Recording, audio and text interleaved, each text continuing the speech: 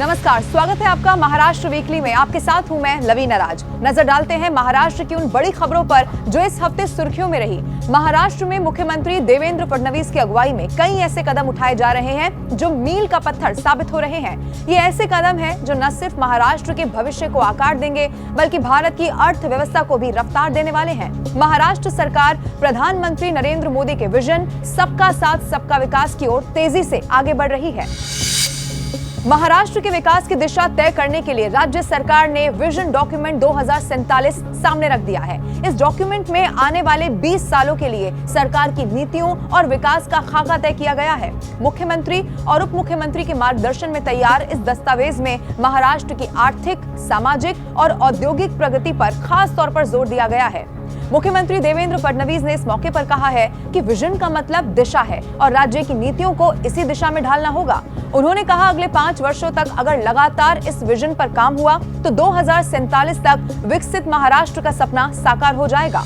Maharashtra vision document 2047 में पानी, बिजली, उच्च और तकनीक शिक्षा, स्कूली शिक्षा, कौशल विकास, सामाजिक न्याय, उद्योग, सेवा, IT, वित्त, स्वास्थ्य और पर्यटन जैसे कई विषयों को शामिल किया गया है।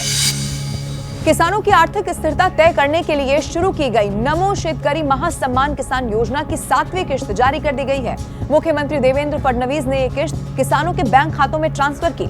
महाराष्ट्र के 91,65,156 किसानों को इस योजना का सीधा फायदा मिल गया है, जिनके खातों में करीब 1892 करोड़ रुपए ट्रांसफर कर दिए गए। प्रधानमंत्री किसान सम्मान निधि योजना के तहत किसानों को सालाना 6,000 रुपए मिलते हैं। अब इसी तरह राज्य सरकार भी 6,000 रुपए दे रही है, यानी कि दोनों योजनाओं से किसानों को हर साल कुल 12,000 रुपए की मदद मिल रही है। महाराष्ट्र के उप मुख्यमंत्री अजित पवार ने प्रधानमंत्री आवास योजना 2.0 को तेजी से और सही तरीके से लागू करने पर जोर दे दिया है। उप मुख्यमंत्री ने स्थानीय प्राधिकरणों को निर्देश दे दिया है कि वो सुविधाओं से युक्त मॉडल लेआउट मंजूर करें और उसी आधार पर पुनर्विकास करें। आम लोगों को सस्ते घर देने के लिए शुरू की गई इस योजना पर पवार ने कहा है कि निर्माण का काम मुंबई की BDD चॉल्स की तरह गुणवत्तापूर्ण हो और प्रोजेक्ट समय पर पूरे कर दिए जाएं। मंत्रालय में उन्होंने पुणे महाड़ा के अधूरे प्रोजेक्ट्स की भी समीक्षा की है।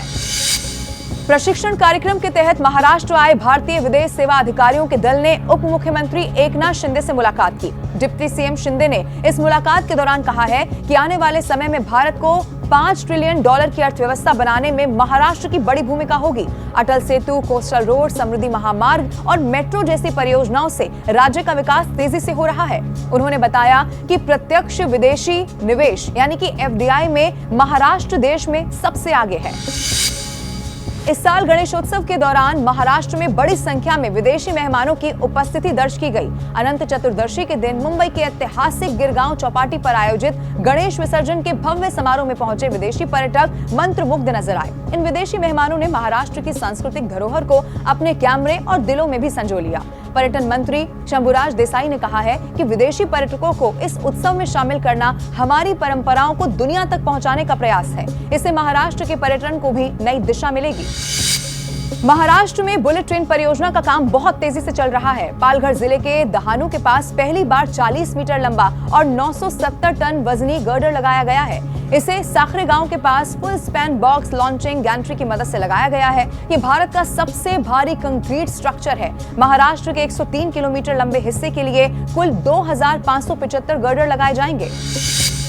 विदर्भ और मराठवाड़ा में पानी की समस्या दूर करने के लिए महाराष्ट्र सरकार ने वैनगंगा और नलगंगा नदियों को जोड़ने की परियोजना को तेज करने का फैसला कर लिया है।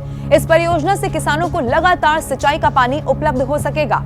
मुख्यमंत्री फडणवीस ने कहा है कि परियोजना की जांच विशेषज्ञ समिति से कराई जाएगी और 15 अक्टूबर 2025 तक विस्तृत रिपोर्ट सरकार को दे दी जाएगी। इस काम को तय समय में ही पूरा किया जाएगा। उनकी तरफ से बताया गया कि लागत का कम से कम 25% हिस्सा केंद्र सरकार से लेने की कोशिश होगी। राज्य सरकार भी अपनी तरफ से जरूरी धन उपलब्ध कराएगी। इस परियोजना के पहले चरण में गोसीखुर्द से निम्न वर्धा तक का सर्वे पूरा हो चुका है। मुख्यमंत्री फडणवीस ने पर्यावरण विभाग से स्वीकृति के बाद पहले चरण का काम जल्द से जल्द शुरू करने के भी निर्देश दे दिए हैं। महाराष्ट्र वीकली में इस सप्ताह बस इतना ही। राज्य की संस्कृति और विकास से जुड़ी हुई महत्वपूर्ण खबरें हम आप तक लगातार पहुंचाते रहेंगे। अगले हफ्ते देखना ना भूलिए महाराष्ट्र वीकली।